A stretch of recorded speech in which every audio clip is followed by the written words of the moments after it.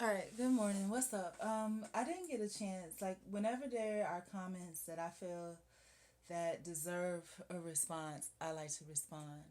A lot of times, in people leaving comments and things like that back and forth, there's always a finalizing statement that one party or the other party will make to kind of, bring it to a closure and be like, hey, that's the end. That's that's the final word. That's the last thing that I have to say, and they don't want anything else to say about it. But I'm gonna read this comment and I'm gonna respond to it. I didn't get a chance to do it recently because, as y'all know, I have a lot of things going on and things that actually take time for you to read, comprehend, and kind of expound upon. Other than rather than just giving your input or your feeling about something, usually take a little thought and a little more time and consideration. Um, but this is a comment that was made. This was about the VOCJ, the Victims of Criminal Justice vlog that I did, and there was one person that responded. I was impressed that they responded. I responded back with whatever my gut feelings or reactions and responses were to it. Um, and then during the vlog, I asked questions about were they ever in the system or did they know someone in the system, so forth. So I'm gonna just give my personal, and whenever somebody comments, whatever statements that I made in response are personal. It doesn't mean that they're true or that they're any more valid than another person's. It's just sharing discourse. The person responded, and again, the response was from Greg Mack. I'm not in the system or have anybody in it, but I just know the history of our people.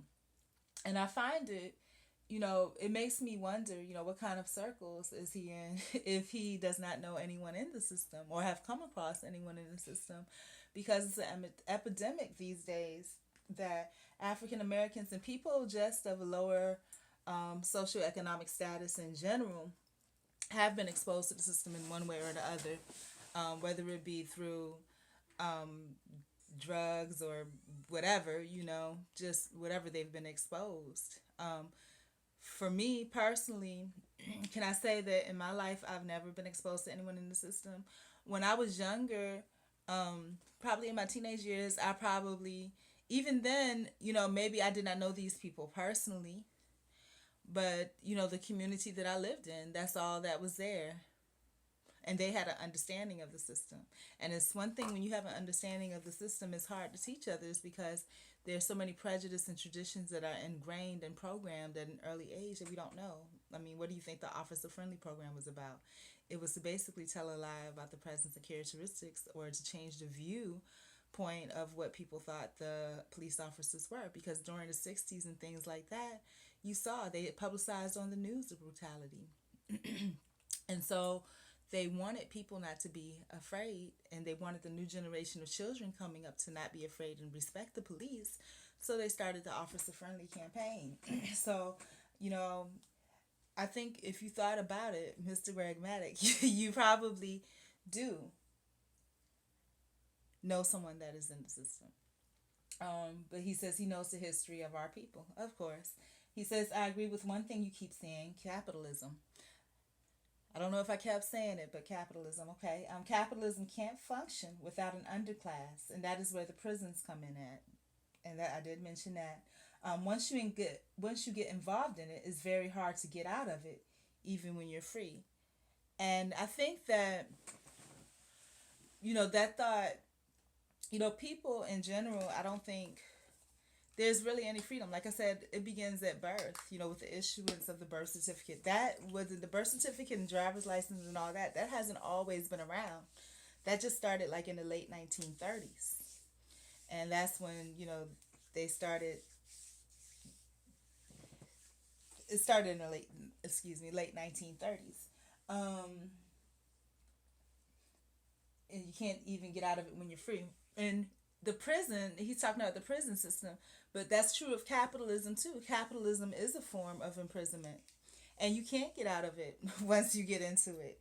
And you're never free once you buy into the status quo and materialism and that type of thing. I spoke to a police officer probably in, I think it was Hollandale, Florida, an African American police officer, middle age, somewhere between 40 and 50. And, I asked him about what he thought the state of the world was coming to. What prompted this question was that I saw a police officer that didn't quite look natural. And I don't know, maybe y'all have seen these people too. They look kind of like Data from Star Trek. Their skin is pale and pasty, and they just look weird. They look abnormal. They don't look like the average everyday people that you see. And, people have started saying they started seeing these people like maybe starting 10, 20 years ago. And so I asked him about the changes that were in the system and that type of thing. And, would he be able to stand up if he saw something wrong? And I said, being, an officer and being in the force, he's been in the force like 20 something years, you have to have seen a lot of bad things go wrong. And I talked to him about success, that people think success is that you've been in your career, your profession, your job for 20 years or more. You're showing a sense of stability. But what it really shows is that you've remained silent.